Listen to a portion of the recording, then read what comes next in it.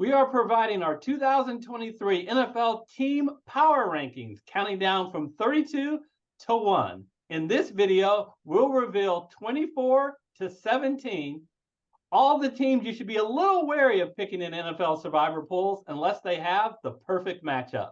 And it's all coming up next.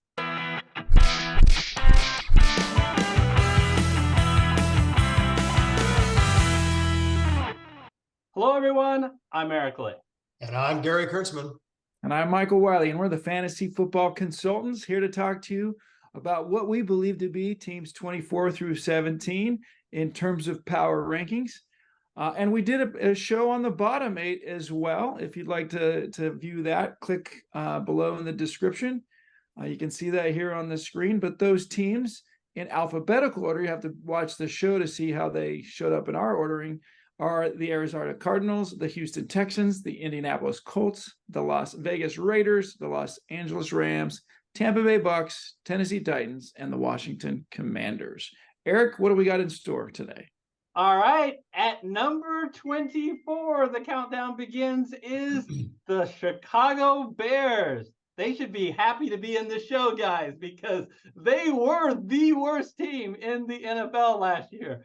At 3-14, they lost their last 10 games, but at least a bunch of their games, their losses were one-score games.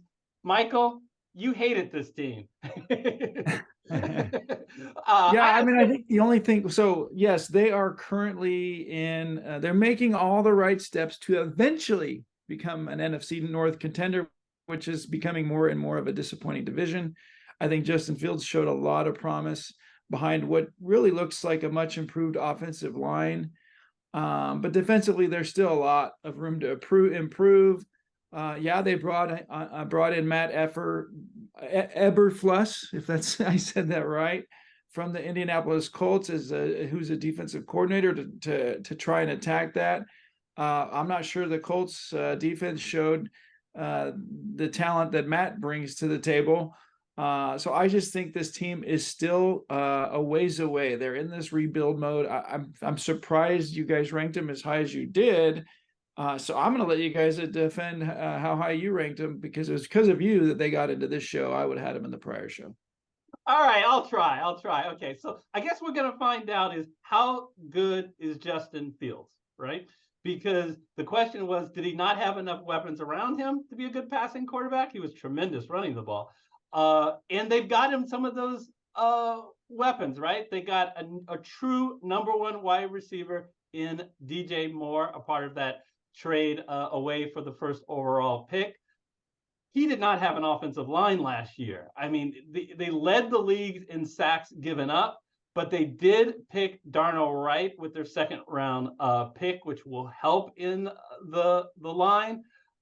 So I see some improvement. Like I said, a lot of close games that they could have won last year. So I am definitely hopeful for them to greatly improve on their record last year.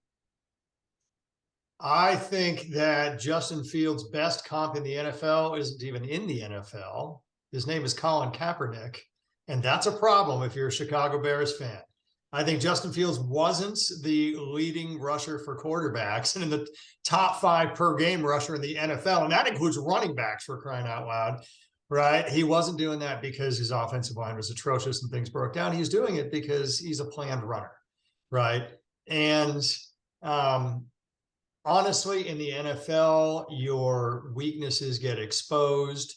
He has the worst reaction time of all 32 quarterbacks in the NFL. What does that tell you?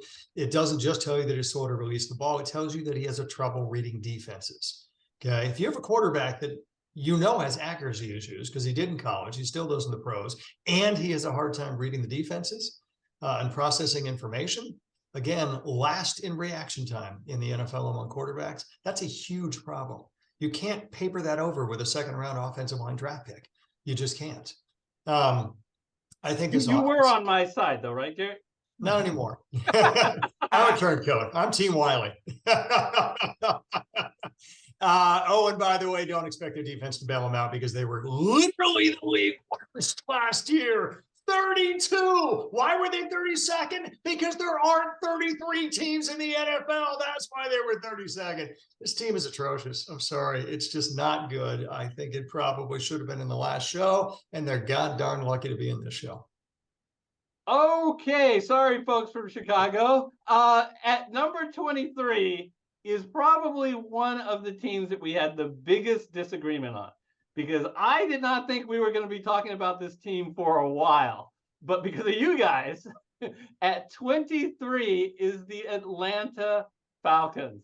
So since it's going to be 2 against 1, I'll start off. So I'm going to just focus at the beginning. I'll address the defense later, but I'm going to start off on the offensive side. I mean, head coach Arthur Smith has a clear philosophy of running the ball, and he strengthened that offensive line with Chris Lindstrom. It made him the highest paid guard in the entire NFL. And they, of course, have Tyler Algier, who was great as a rookie, but they double down in getting what many people think is one of the top running backs to come out of the draft in a long time. They always say Saquon Barkley, is Bijan Robinson.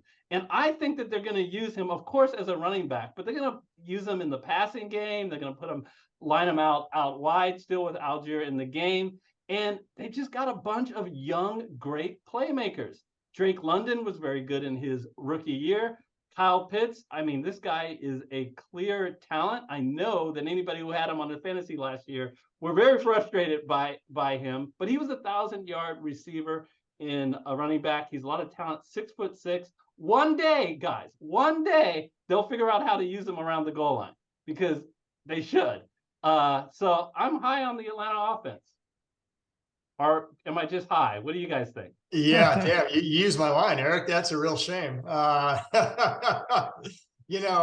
Look, they do have talented playmakers. I just don't know that they have the ability to make the most of them, frankly. I think Bijan Robinson was an awful first-round pick.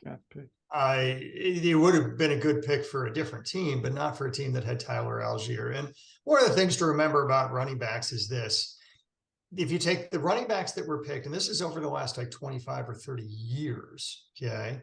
And you can see this article, that backs this up in lots of different places. I got it from Pro Football Focus. But if you take the running backs drafted in the 2nd and 3rd rounds, and you look at their longevity and you look at their success in terms of yards gained over the course of their careers, and you compare that to running backs who were picked in the 1st round, there's no difference. There's literally no difference. What does that mean? It's really, really hard to figure out who's going to be the good running backs. Okay? Maybe Bijan Robinson is going to be the next Saquon Barkley. Maybe he is. Probably, statistics say he isn't. And they had Algier. What they didn't have is any kind of good offensive line whatsoever. What they didn't have is a defense that could stop the passing game. I mean, overall, their defense was 23rd in the NFL and worse when it comes to passing. There were so many more needs that they could have addressed. Hell, they could have addressed quarterback, for crying out loud. And their best playmaker wasn't Drake London, it was Calvin Ridley, and they out and out cut him. So I don't get where this team is going. I really don't. Michael? You hit it on the head. The Bijan Robinson pick did not make sense to me. With Tyler Algier or even Cordell Patterson in the backfield, it didn't make sense for them to go that early for him. He might have even lasted another round. I mean, maybe not, but I do see the improvements they've made on the defensive side, and some of their offensive line is strong. But who's going to be the quarterback? Is Taylor Heineke going to come in, or is Ritter the guy? I don't know. I'm not so sure this team is quite ready this year. I think Arthur Smith is an offensive minded guy, and that's great. I like the offensive line focus that they've had. I think that's great. But like you say, the defense has been really disappointing. They made a couple of changes around the defensive line that I think will be helpful, but I don't think it's enough. So I think we kind of pegged them right. I think this is the spot for them. Well, thankfully, because I've had them much higher, but I don't understand. They were 7-10 last year, and basically you guys think that they're going to be worse. But I think that they're going to be 8-9, 9-8. That's where I had them, kind of middle of the road. Michael talked about 6 new starters on their defensive line, which was on their defense in general, when their overall defense was horrible last year. Linebacker Bud Dupree, Calais Campbell, Jesse Bates, Jeff Okuda. These guys are all improvements over what they had last year. But we'll agree to disagree, gentlemen. And 8-9 is possible in the worst division. Yeah, I mean, it's a horrible division, and we're not just going based on records here, Eric. We're going based on where we think these teams are compared to others. You're absolutely right. The only thing you were right about in the last 3 months. You're absolutely right. No, just kidding. All right. At number 22, a team who some people on this panel thought were better than Atlanta, is the Carolina Panthers in that same division. They also were 7-10. After 2 5-win years, they are turning the ball over to head coach Frank Reich. And the big thing about them is Bryce Young. I don't think you can talk about them without having a quick discussion about Bryce Young. Basically, they filled them with mediocre players, guys. Adam Thielen, aging, DJ Shark, Hayden Hurst, Miles Sanders. What do you guys think Bryce Young? Because unlike, maybe CJ Stroud too, he's definitely going to start from the beginning. How confident are you on how well he'll do, Michael? Playing for the Alabama Crimson Tide is the closest thing to playing in the NFL you can have in college. I know Georgia's obviously been the best team the last couple of years, but Alabama is the best experience you can have coming in. I'm a little nervous about his size, but I don't think that's gonna harm him in year one. It's what's his durability over the years. And they have a very strong offensive line, which is huge. You're right. His supporting cast is not that impressive, and that's disappointing. But at least they have a supporting cast that's capable, right? These guys are proven veterans to some extent. With you mentioned Miles Sanders and Adam Thielen. Chuba Hubbard. He's a great second guy, and even that Blackshear kid is pretty impressive. So. I think that they are slightly better team than Atlanta. I think it's gonna be close, but I think the quarterback plays the difference, and I really believe in this Bryce Young kid. So, what do you think, Gary? I think Bryce Young was clearly the best quarterback to come out of that draft. I think when you talk about size, there's always the fear he gets injured, and if he does, then the Carolina Panthers are going to have a lot of trouble. Okay, but up and until that point where that happens. I think he was clearly the pick to make. I think he's going to make that team a lot better. And frankly, there are quarterbacks of his size that had quite the longevity career. I mean, Phillip Rivers was not a big guy, as an example, and just one of many that we could toss out there. Until last year, Russell Wilson would have been a great comp too, because he had a great career with not a whole lot of size there too. Last year notwithstanding. And I like those guys that you mentioned, Eric, better than you do. Miles Sanders is a damn good running back, and he's a threat out of the backfield to catch the ball, not just run the ball. I think he was a very good addition for them. I really do. And don't forget, DJ Shark. DJ Shark was a damn near first-round draft pick, right? I think it was 4, maybe 5 years ago. And if given the opportunity, wide receivers always take 3 or 4 years to have a breakout trajectory. DJ Shark is going to be a good receiver in the NFL. He will.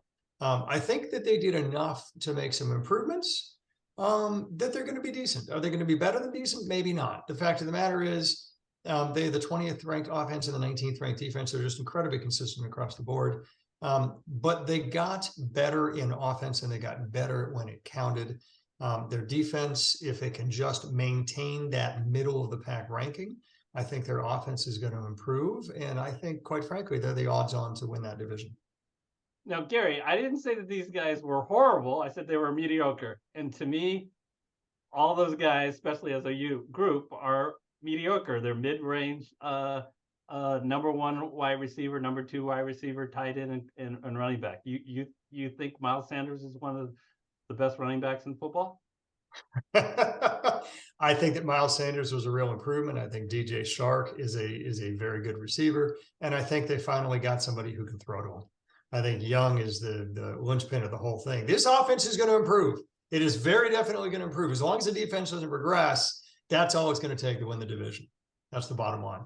Fair enough. At number 21, New England is 8-9.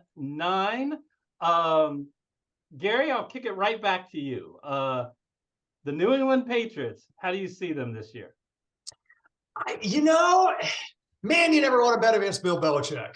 Just never fight a land war in Asia and never bet against Bill Belichick. Have got to be the two aphorisms we should do. And I hate that he's in this show. I don't understand where he's going with this team.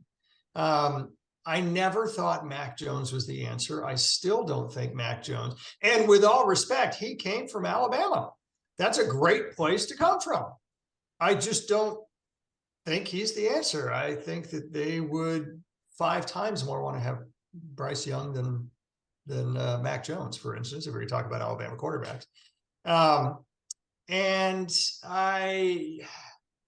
Jacoby Myers is a good receiver. He's an underrated receiver, to be sure, but I just can't see who he's going to be throwing to anyway outside of Jacoby Jones.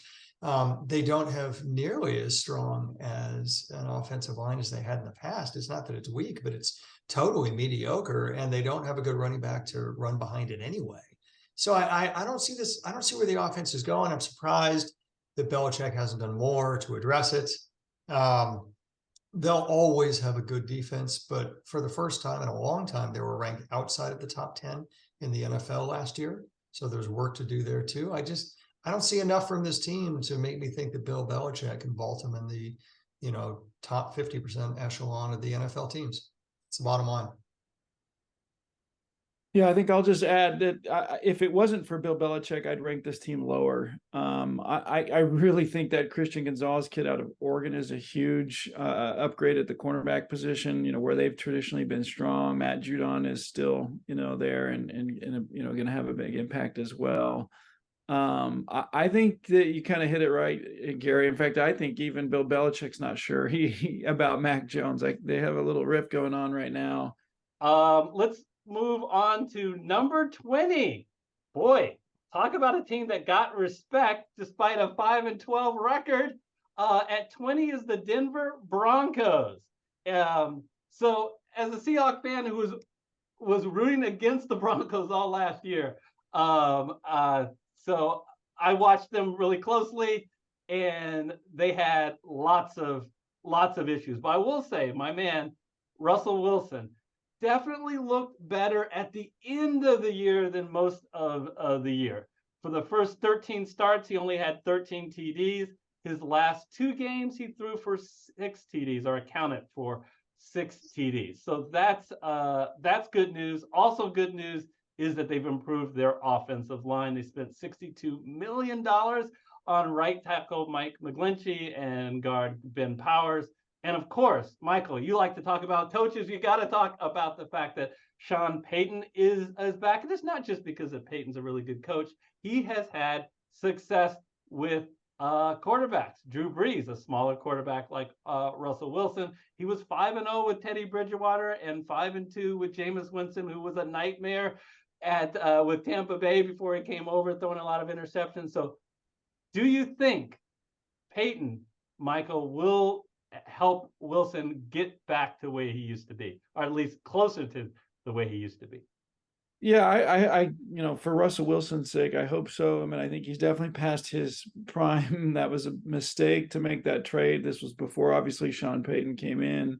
I think he'll help make the most of it. I think the offensive line changes that you mentioned are going to be huge. They're going to have Cortland Sutton for the whole season, hopefully this year, which will help Jerry Jeudy, who ended up having a pretty good season this last year. They still have a good defense. They continue year in and year out to have a good defense with Patrick Surtain and Justin Simmons and a couple of the guys on their defensive roster. They're in a tough division, right? Obviously, with the Chiefs and the Chargers, that's challenging. So I think that they're going to be better than last year. You kind of pointed to the second half as kind of where things are swinging. I think Sean Payton is a talent. But I think we pegged these guys kind of right with where they're landing right here. Gary, what do you think? I think they're better than you guys think. I do. I would not pick against the Denver Broncos unless they had a really, really good matchup. Look, their offensive line, Begunci and Powers is going to be the key to the whole deal. I'm telling you, they are the real deal. The Niners would have loved to have kept McGlinchey. They just simply ran out of money. That's all there is to it. That's going to be behind what I think is going to be a dynamic running back who says he's going to be ready for week 1 of the season, Javonte Williams. Not to mention the fact that you've got a guy who up until last year was a Pro Bowl quarterback, and Russell Wilson almost every year throwing to Cortland Sutton, Jerry Jeudy, and what appears to be, right, a tight end that's on a pretty high trajectory as well. I'm not going to try and pronounce his last name, but the fact of the matter is they got all the weapons in the world. They got the offensive line to block, and I haven't even talked about their defense, which I think all three of us admit is a certainly a top half NFL defense. I don't see any reason at all why the Denver Broncos can't be a top half team. So I'm going to just put a little caveat and talk about something that Michael and I know really well: torn ACLs. And Javonte Williams is coming off a torn ACL.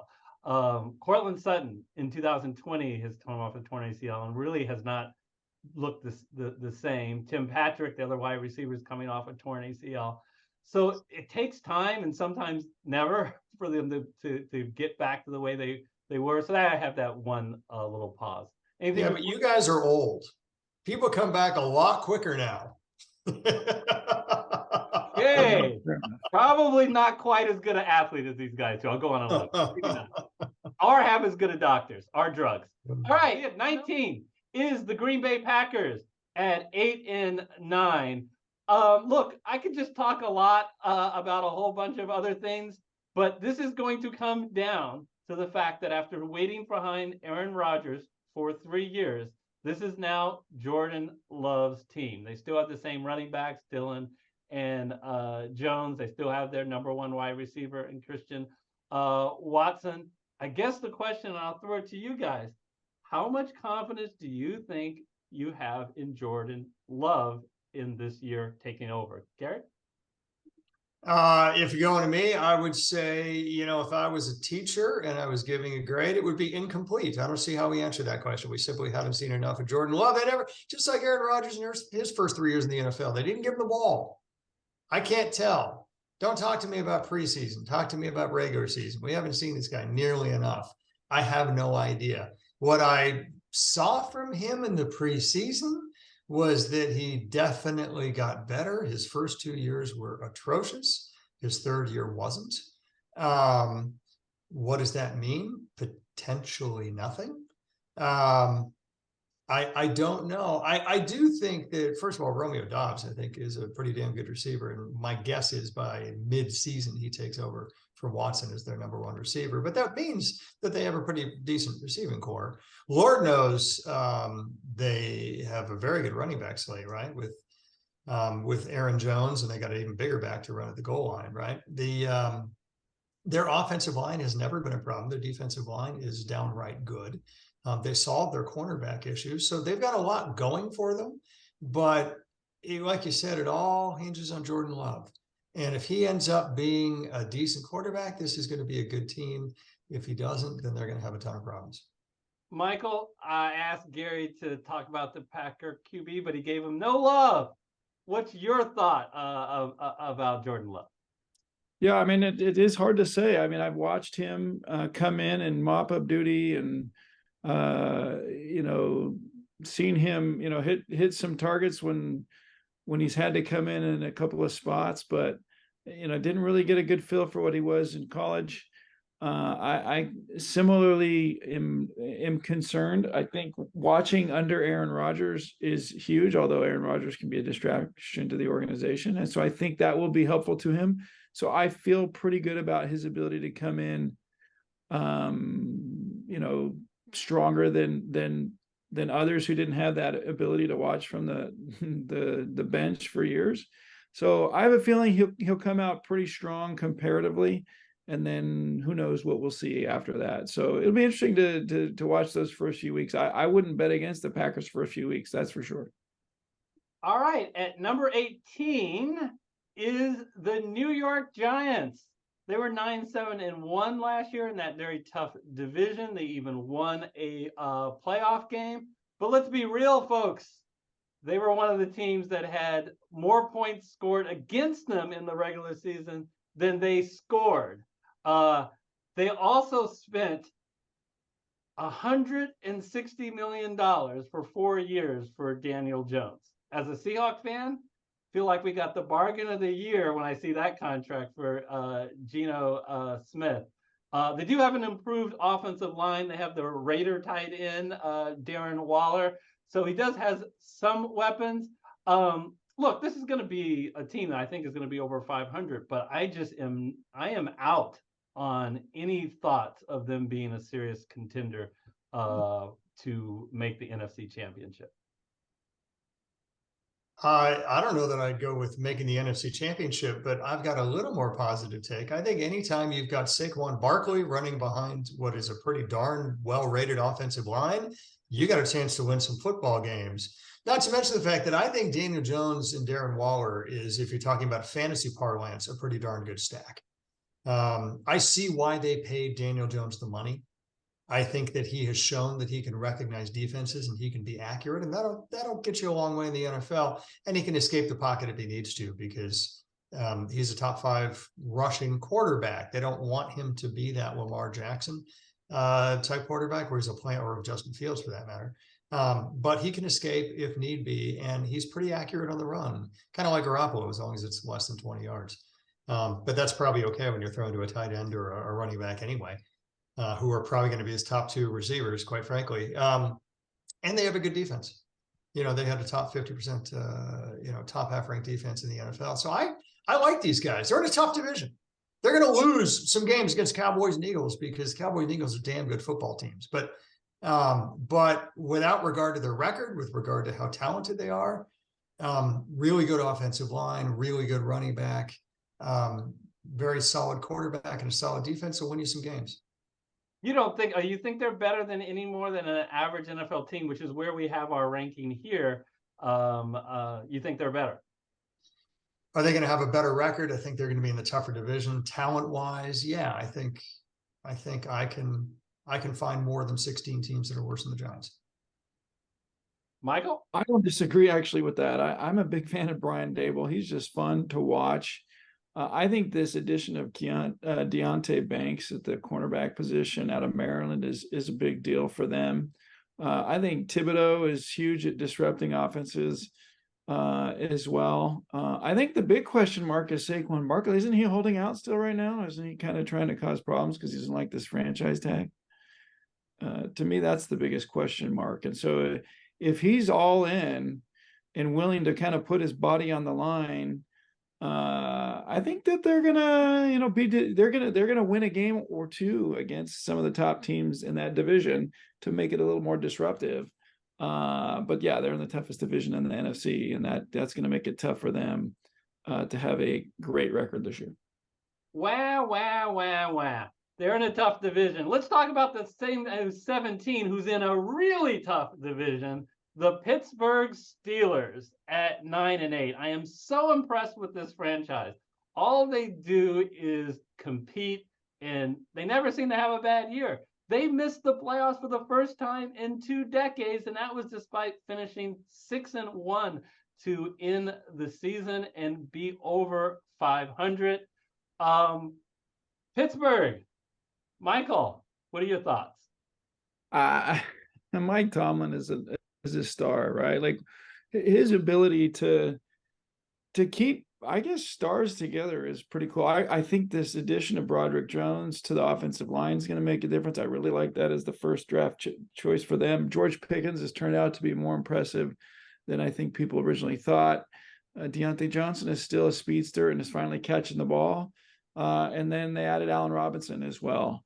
Najee Harris, I watched him in high school, saw him, closely in college at Alabama, and felt like he was the real deal.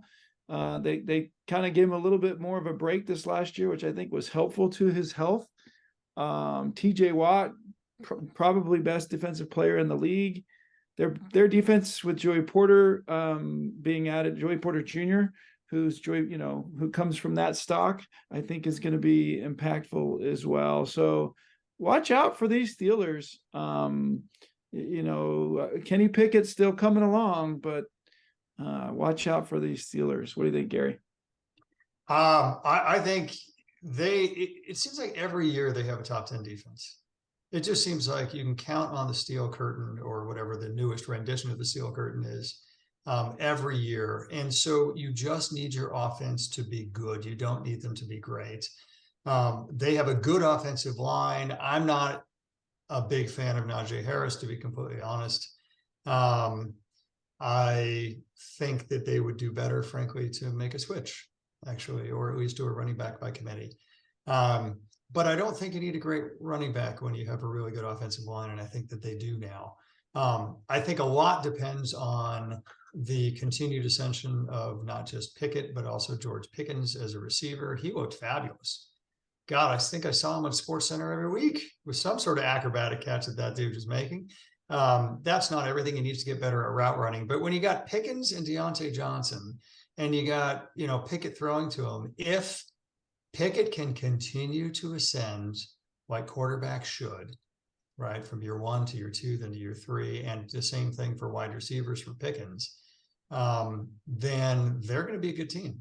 They're going to absolutely be a good team. So in our third quadrant of teams from 24 to 17 is Chicago, Atlanta, Carolina, New England, Denver, Green Bay, the New York Giants, and Pittsburgh. Now check out on the screen as we continue the countdown to number 1. We will take teams 16 through 9. Click on that video on the screen. Until next time, take care, everybody. Bye, everybody.